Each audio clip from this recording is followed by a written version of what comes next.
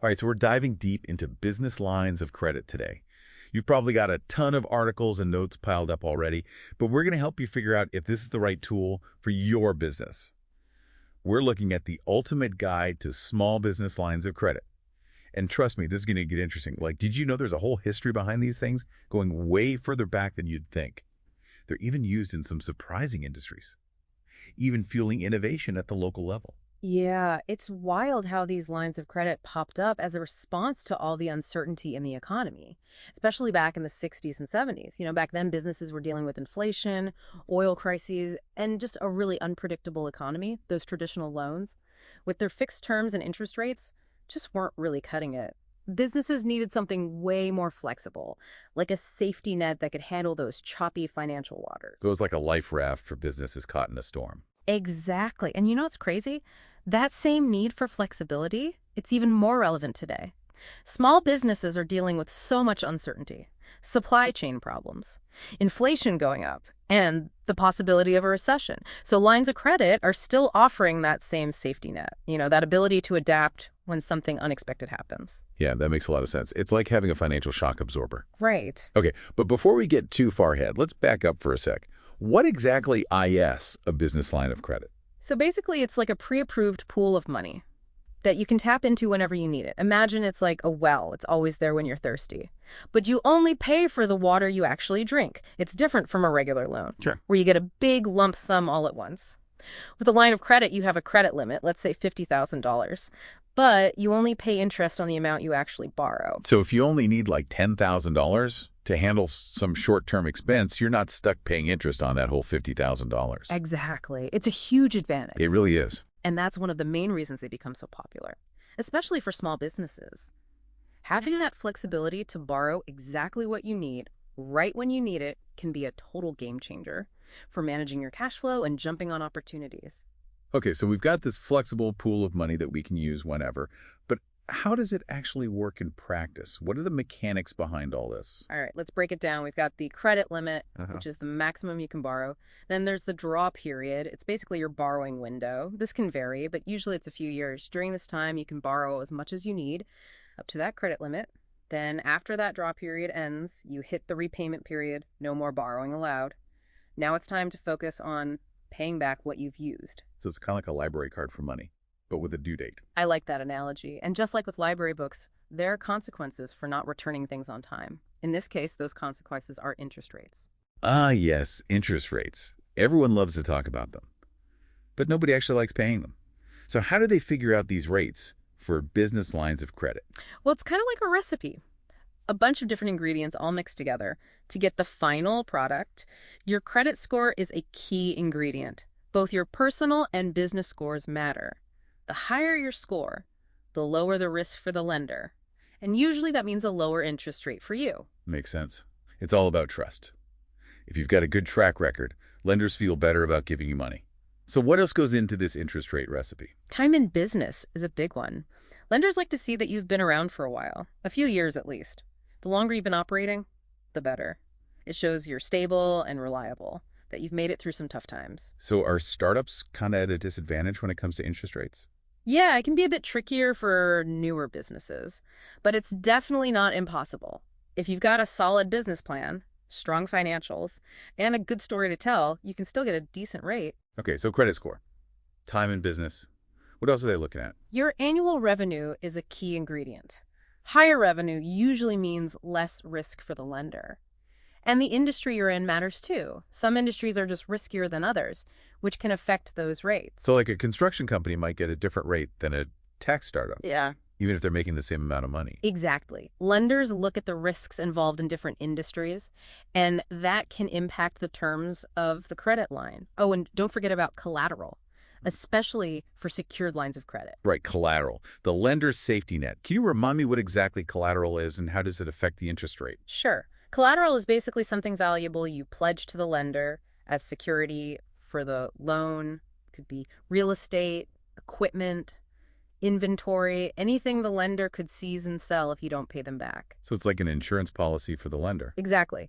And because they have that extra security, they're usually willing to give you lower interest rates. Okay, so secured lines have lower rates because of that collateral.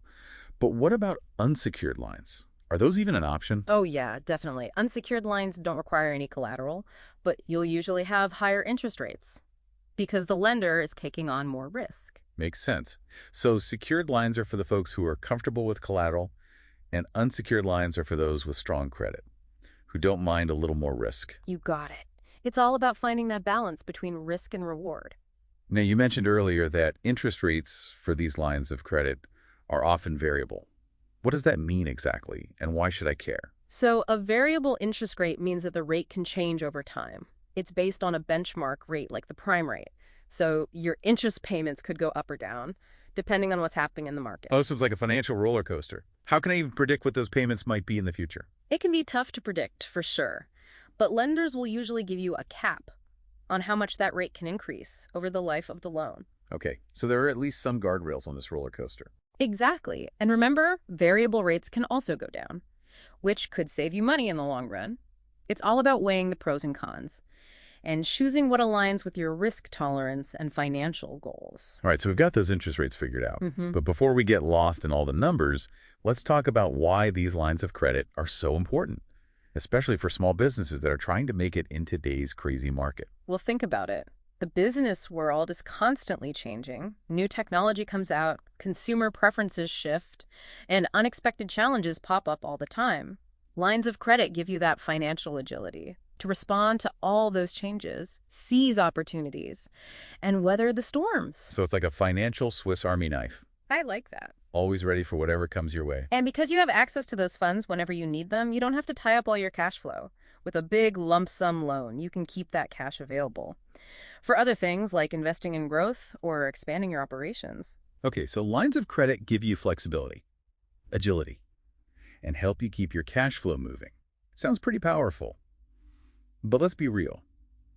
Are there any downsides? Anything I should be watching out for before I jump headfirst into this? Of course, no financial tool is perfect. It's like any powerful tool. In the right hands, it can build amazing things. But if you're not careful, it can cause trouble. Okay, so let's talk about those potential downsides. What red flags should I be on the lookout for? Well, one of the biggest downsides is the potential for high costs. I'm talking about interest rates, but also a bunch of fees that can add up quickly. Okay, tell me more about these fees. What kind of charges am I looking at? Things like annual fees, just for having the line of credit, whether you use it or not. Then there are draw fees. Some lenders charge you every time you borrow money. It's like paying a cover charge to get into a club. Ouch. Ah. Yeah, those fees can really eat into your profits. What other hidden costs should I watch out for? There are inactivity fees, where they penalize you for not using the line of credit enough. It's like they're saying, come on, borrow some money, we're here to help. That seems counterintuitive. Yeah. You'd think they'd be happy if you weren't racking up debt. You'd think so. But lenders are in the business of making money, and those fees are part of how they do that. And of course, we can't forget about late payment fees. Those can be a real killer if you miss a due date. Yeah, one missed payment can really hurt both your wallet and your credit score. Speaking of credit scores, one of the things I find a bit confusing about lines of credit is this whole credit utilization thing. Can you explain that a bit more and why it's so important? Sure. Credit utilization is simply the percentage of your available credit that you're using. So if you have a $50,000 line of credit and you've borrowed $10,000, your credit utilization is 20%. It's like a gas tank. You don't want to be running on empty all the time because it puts a strain on the engine. So high credit utilization ratio is like driving around with my fuel light on. That's a great way to put it. And just like that flashing light can be bad for your car, a high credit utilization ratio can be a red flag for lenders. It can make them think you're overextended financially, which can make it harder to get good terms in the future. Okay, so I need to keep an eye on that ratio and aim for that 30% sweet spot. What other tips do you have for using a line of credit wisely so I can avoid those financial potholes? One of the biggest mistakes I see is treating a line of credit like free money. Yeah, it's easy to fall into that trap when you have such easy access to cash. It is. But remember, every dollar you borrow needs to be repaid with interest. It's crucial to have a clear plan for how you'll use the funds and a solid repayment strategy. So no funding my spontaneous shopping sprees with borrowed money. Probably not the best use of a business line of credit. Think of it as a tool for growth, not a quick fix for personal spending. Got it. Use it wisely, have a plan, and treat it with respect. What other common pitfalls should I be aware of? Another big one is not monitoring and managing the credit line effectively. It's not something you can just set and forget. You need to actively track your balance, interest payments, and credit utilization ratio. So no burying my head in the sand and hoping for the best. Right. You need to be in control of your finances. Okay, so let's talk about those repayment strategies. How can I make sure I'm paying back the money in a way that works for my business? The most important thing is to make those payments on time. Every single time. Late payments can trigger fees, increase your interest rate, and damage your credit score. It's like a domino effect. One missed payment can lead to a whole bunch of problems. Got it. Timely payments are key. What other repayment tactics can help me stay on top of this? Well, if you can afford it, consider paying more than the minimum each month. Those extra payments go straight to the principal, which reduces the total interest you'll pay over time. It's like hitting the fast forward button on debt repayment. Exactly. And another smart strategy is to align your repayment schedule with your business's cash flow. If you have seasonal ups and downs, you can schedule larger payments during those busy months and smaller payments when things are slower. That's a great idea. Working smarter, not harder. Right.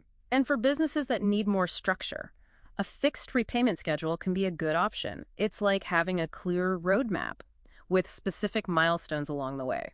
Okay, so timely payments, extra payments, aligning with cash flow, and a fixed schedule. Those are all good strategies. Are there any other repayment tactics I should know about? Absolutely. Some businesses use a strategy called laddering. Laddering, what's that? It basically means using the line of credit for short-term needs, like covering a temporary cash flow gap or jumping on a quick opportunity and then paying it down as quickly as possible. It's like a series of sprints instead of a marathon. I like that. This helps you keep your credit utilization low, maintain a good credit score, and make sure you have those funds available again when you need them. So it's all about being strategic and intentional. Exactly. And that brings us to another crucial aspect of responsible credit line management, understanding the terms and conditions. Okay, let's talk about the fine print. What details should I be paying extra attention to? The interest rate is always a big one. Make sure you know if it's fixed or variable, and if it's variable, what benchmark rate it's tied to. And don't just focus on the rate itself. Look at the APR, the annual percentage rate. That gives you a more accurate picture of the total cost, including all those fees. Right, because a low interest rate could be hiding a bunch of fees. Mm-hmm. So the APR is really what I should be comparing. What else should I be looking at in the agreement? Definitely pay attention to the repayment terms. How long do you have to pay back the money? Is there a fixed schedule? Or can you make flexible payments? And are there any penalties for paying it off early? Those prepayment penalties always seem kind of unfair. Shouldn't they be happy to get their money back sooner? You'd think so. But some lenders include those penalties to guarantee they get a certain amount of interest. It's like a little gotcha clause. So when I'm negotiating, I should try to get rid of those prepayment penalties. The more flexibility, the better. Absolutely.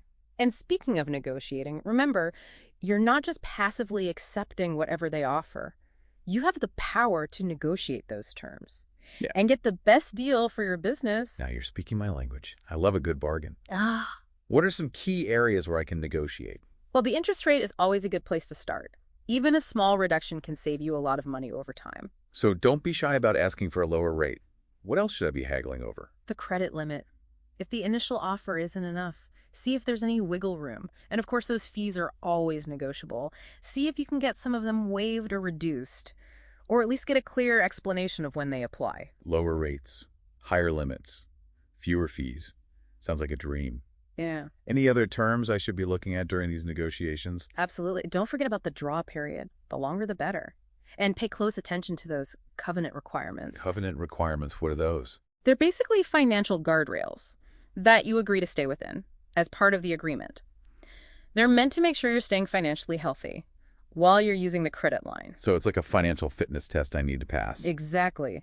These requirements can include things like maintaining a certain debt-to-equity ratio, keeping your credit utilization below a certain percentage, or even hitting specific revenue targets. If you don't meet those covenants, it could lead to penalties, higher interest rates, or even losing access to the credit line. So it's really important to understand those covenants, negotiate terms that are realistic for your business, and track your progress carefully. Okay, covenants checked. Interest rates, fees, credit limit, draw period, repayment terms.